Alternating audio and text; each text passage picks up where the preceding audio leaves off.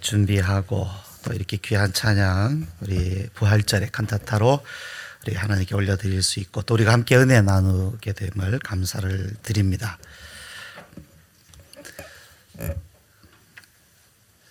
제가 사진을 여러분께 하나 보여드리겠습니다. 저기가 어디 같습니까? 어디인 것 같아요? 잘 모르시죠? 예루살렘입니다. 참고로 예루살렘입니다. 어딜까요? 예수님께서 묻히셨던 무덤입니다. 아리마대 요셉이 자기를 위하여 그 바위를 판 동굴, 우리하고는 좀 다른 방식이죠. 그래서 그곳에 보통 이제 저런 그 무덤은 돈 많은 사람들이나 뭐 귀족들이나 이런 사람들만 저런 무덤을 쓸 수 있습니다. 근데 아리마대 요셉이 자기를 위하여 준비한 무덤에 예수님을 장사 지냈습니다. 지금 저 사진을 보면 사람들은 잘 안 보이죠? 근데 저 사진을 찍는 주위에 어마어마한 사람들이 있습니다. 해마다, 아니 매일 엄청나게 많은 사람들이 저곳을 찾습니다. 저곳이 예수님의 무덤이라고.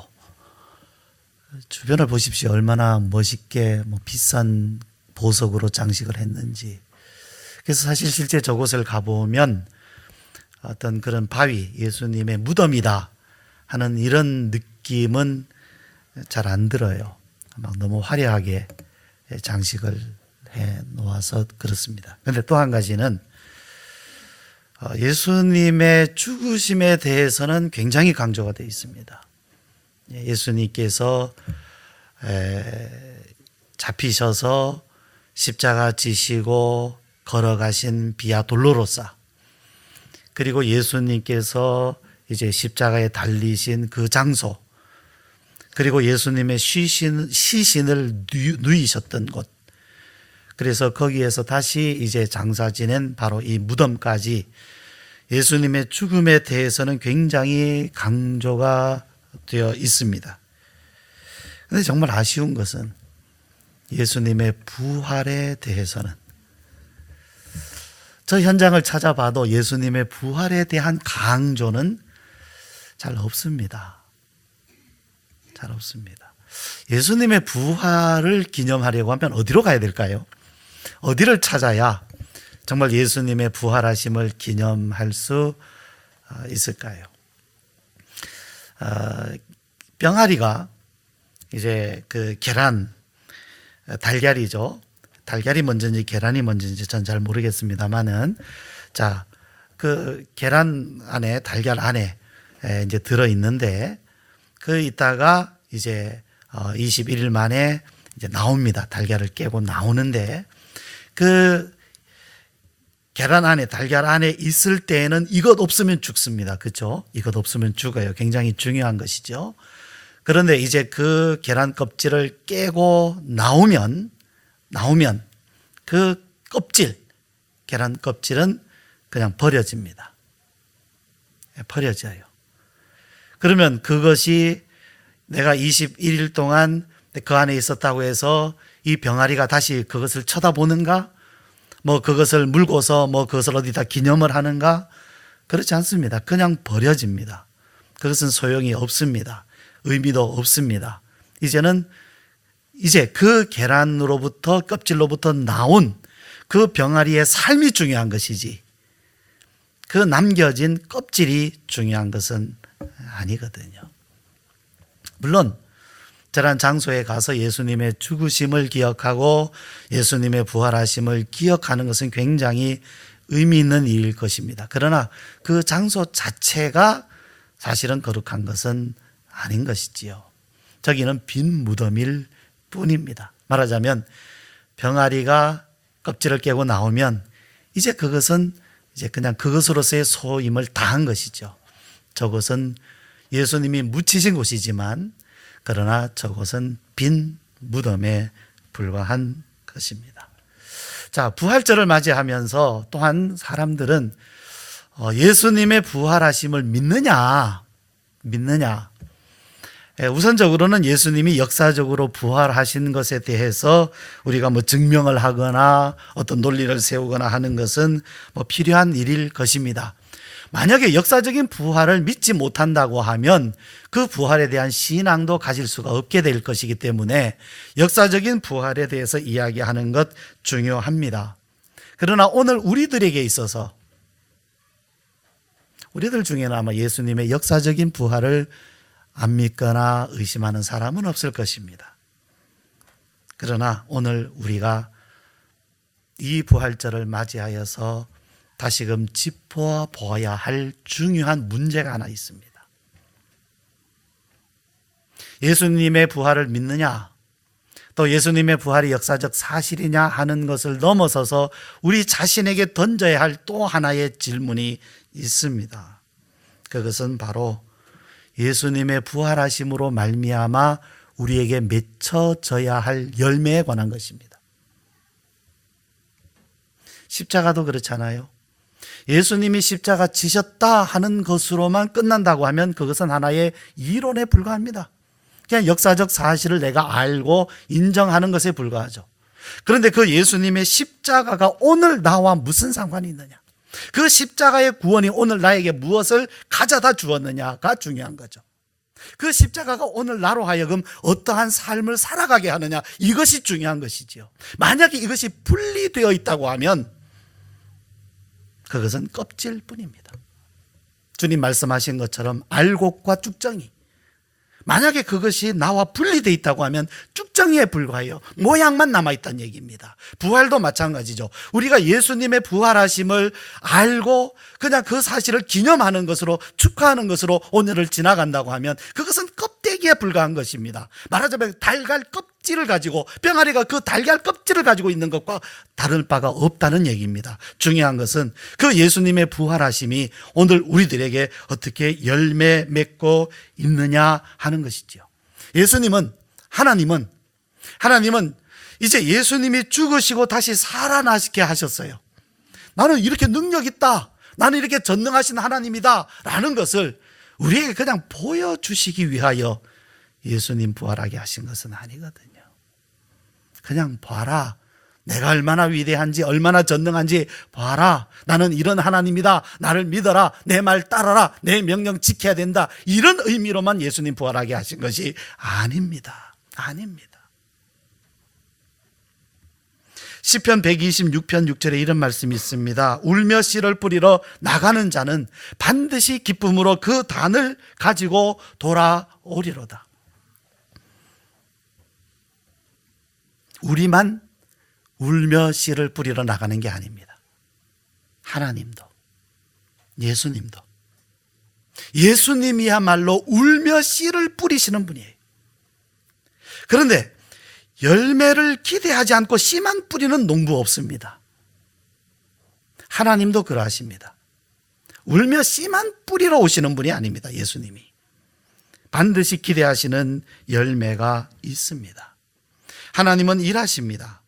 일하실 때 반드시 그 이루시고자 하시는 목적이 있습니다. 예수님이 죽으신 것은 우리의 죄 때문입니다.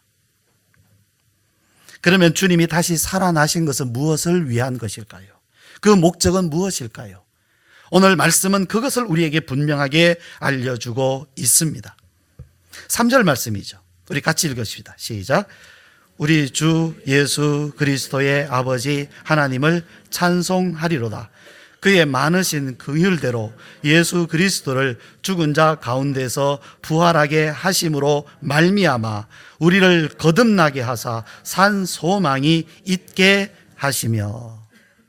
말미암아, 우리 성경을 읽을 때 말미암아, 무엇으로 말미암아라는 이 대목을 우리가 주의해서 볼 필요가 있습니다. 왜냐하면 그것으로 말미암아, 그것으로 인해서 그 다음 하나님께서 이루시고자 하시는 일이 있다고 말씀하고 있는 거죠. 이거다. 이것으로 말미암아, 부활하게 하심으로 말미암아. 그냥 부활 자체가 최종 목적은 아니에요.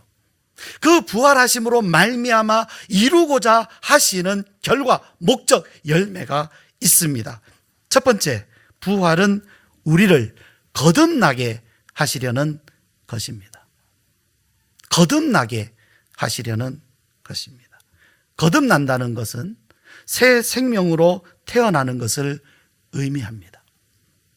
새 생명, 새로운 생명입니다. 우리는 이 땅에 육신의 생명을 가지고 태어났습니다. 이 육신의 생명으로 사는 삶을 조금 좋게 뜯어 고쳐서 우리로 하여금 그리스도인으로 살게 하시는 것 아닙니다. 분명히 우리가 알아야 됩니다. 우리가 이 땅에 태어나서 사는데 하나님 알게 되고 예수님 믿게 돼서 조금 다른 사람보다 나은 삶을 살게 하시려는 것이 하나님의 목적이 아닙니다. 하나님이 하시는 일은 우리에게 새 생명을 주셔서 새로운 생명, 우리가 가지고 육신으로 가지고 태어난 이 생명 말고 또 하나의 생명이 있습니다. 이것은 오직 예수님만 우리에게 주실 수 있습니다. 여러분, 종교를 통해서 새로운 삶을 사는 사람들은 기독교인들만 아닙니다. 종교를 통해서 다소간의 자신들의 삶을 새롭게 바꾸어서 사는 사람들은 기독교 외에도 얼마든지 있습니다. 그들도 선한 삶을 삽니다. 가만히 지켜보면 어떨 때는 기독교인들보다 훨씬 더 나은 삶을 살아요. 훨씬 더 나은 삶을 살아요. 깨끗해요. 정직해요. 그러면 그들은 예수님 없이도 새로운 삶을 살고 있지 않습니까? 변화된 삶을 살고 있지 않습니까? 그러나 예수님이 아니면 안 되는 것 하나 있습니다. 그것은 예수님만이 우리에게 주시는 새 생명입니다. 거듭나는 것입니다. 다른 어떤 종교에도 새 생명으로 거듭나는 일은 없습니다. 오직 주님 안에서, 그리스도 안에서만 있습니다. 주님만 우리에게 새 생명을 주실 수 있습니다. 이 생명이 어디로부터 오는가? 부활하신 주님으로부터 오는 것입니다. 부활하신 주님으로부터. 주님도 이 땅에 육신의 생명을 가지고 태어나셨습니다. 분명히 육신을 입고 태어나셨습니다. 굉장히 중요한 의미가 있습니다. 우리는 예수님을 생각할 때 하나님의 아들이시다. 그래서 예수님의 신성만 생각을 참 많이 해요. 그러나 그렇지 않습니다, 여러분. 예수님은 하나님의 아들이시고 신성이 있으신데 동시에 육신을 입고 오셨다는 사실은 너무 중요합니다. 왜냐하면 육신을 입고 오셨기 때문에 우리에게, 우리 육신 안에 있는 사람들에게 새 생명을 주실 수가 있어요. 그래서 예수님은 육신으로 오신 것입니다. 그리고 그 육신으로 말미암아 고통을 당하시고, 실제 우리가 육신에서 당하는 고통을 주님이 다 당하셨어요. 이해하시는 게 아닙니다. 그냥 우리의 고통이 어떤지 안다 하시는 게 아닙니다. 주님 자신이 다 겪으시고 지금도 주님은 그것을 느끼고 계십니다.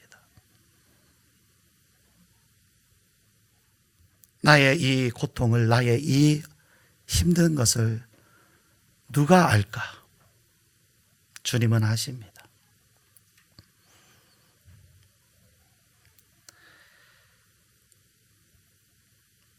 주님은 육신의 생명으로 이 땅에 오셔서 죽으셨습니다.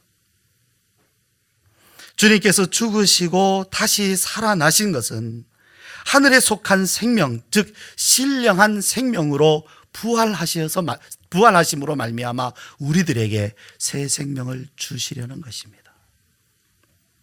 주님이 부활하심이 아니면 우리에겐 새 생명 없습니다. 거듭나는 일 없습니다. 그래서 예수님은 부활하심으로 우리들을 위한 부활의 첫 열매가 되셨습니다. 첫 열매라는 뜻은 앞으로 많은 열매를 염두에 둔 말씀입니다.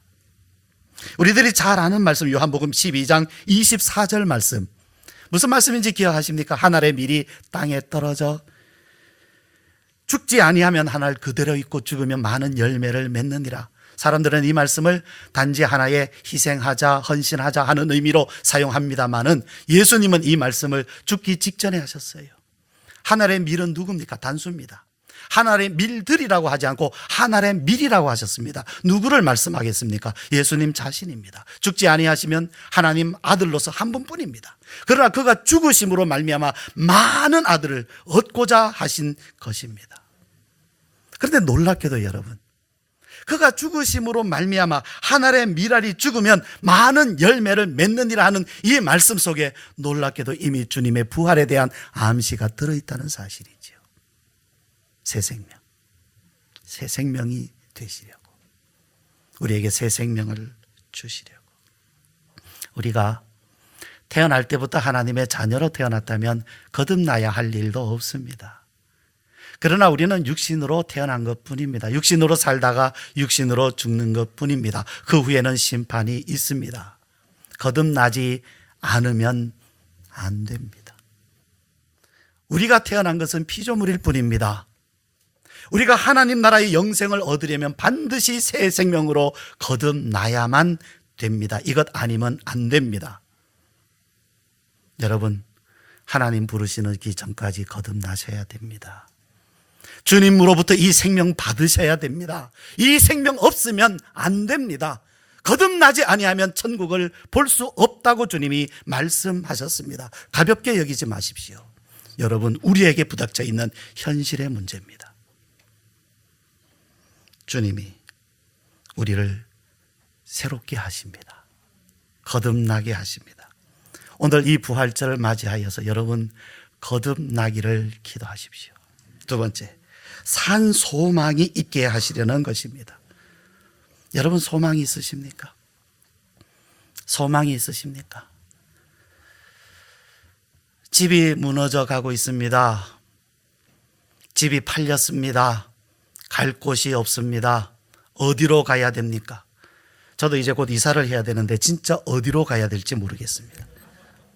집은 팔렸는데 이제 이사를 가라는데 어디로 가야 될지 정말 모르겠습니다.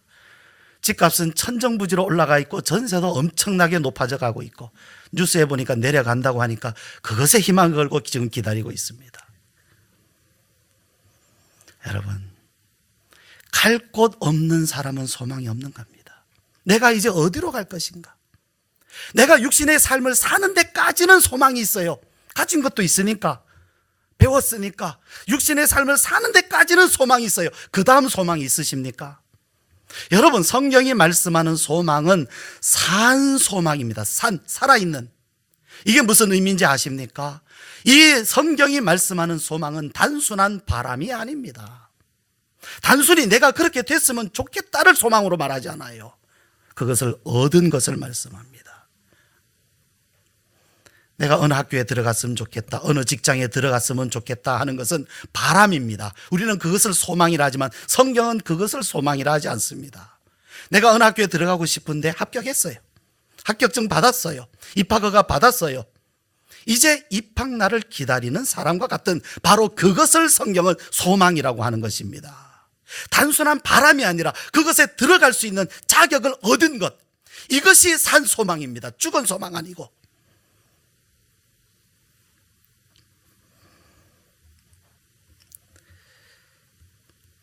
하나님께서, 주님께서 우리를 위하여 부활하신 것은 바로 우리를 거듭나게 하사 산 소망이 있게 하시고 이것을 가져다 주는 겁니다. 산 소망은 얻는 것이 아니라, 가지는 것이 아니라 주님께서 가져다 주시는 겁니다. 은혜입니다. 누구에게요? 믿는 사람들에게, 거듭난 사람들에게.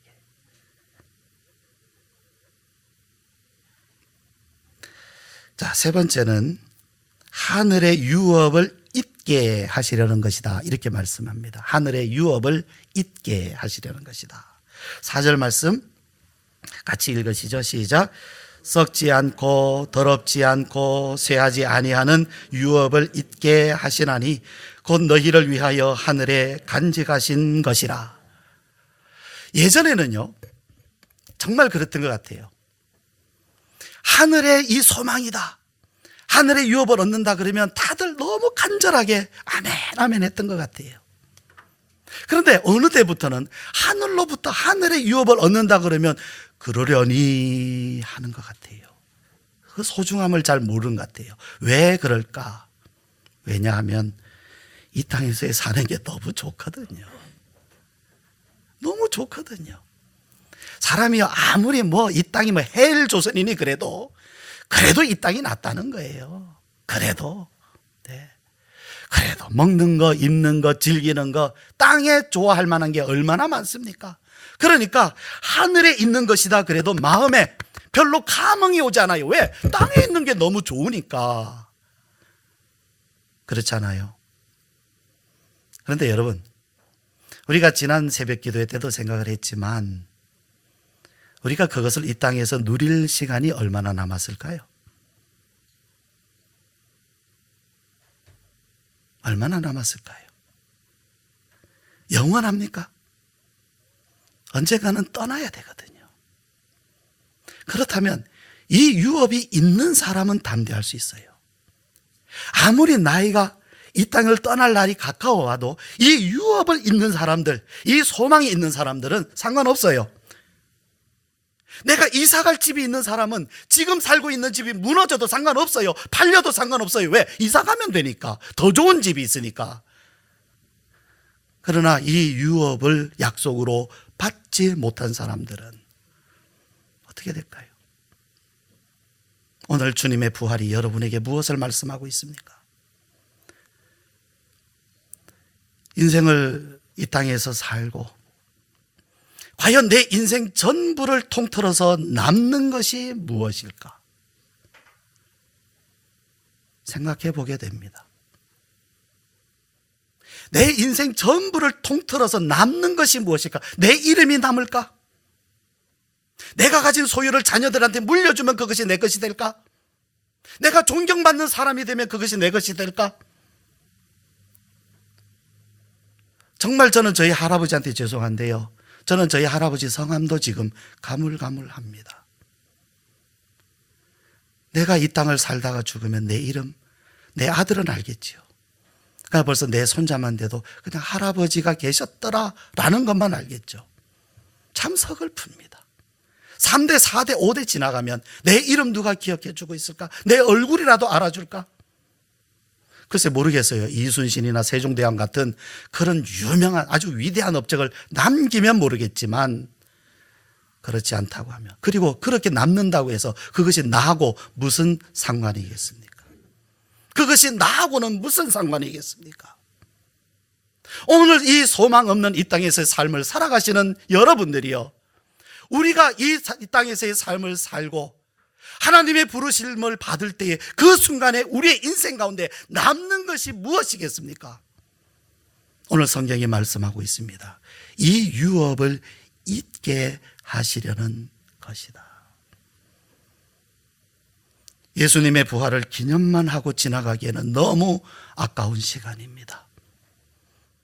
이 말씀을 읽고 그냥 잊어버리기에는 너무 아까운 말씀입니다. 이것은 약속의 말씀입니다. 우리에게 산 소망을 주시는 말씀입니다. 주님의 부활하심은 우리에게 유업을 잊게 하시는 살아있는 생명의 말씀입니다. 여러분, 아무에게나 내 자녀라고 합니까? 그 사람이 똑똑하다고 유명한 아주 위대한 일을 했다고 해서 여러분은 그 사람들을 다 내 아들이라고 합니까? 아닙니다. 반드시 내 몸에서 태어난 자녀를 우리는 내 자녀다, 내 아들이다, 내 딸이다 말하지 않습니까? 거듭난 사람들이, 이 생명으로 태어난 사람들이 하나님의 자녀입니다. 하나님을 아버지라고 부른다고 해서 다 하나님의 자녀 되는 것 아닙니다. 태어나야 됩니다. 무엇으로 태어나게 하십니까? 바로 예수님의 부활하심으로부터 오는 것입니다. 예수님은 우리들이 부활의 열매가 되게 하시려고 주님이 부활하셨습니다. 부활의 열매는 첫 열매가 예수님이시고 이제 예수님으로 말미암아 그 열매는 우리들에게 맺혀져야 합니다.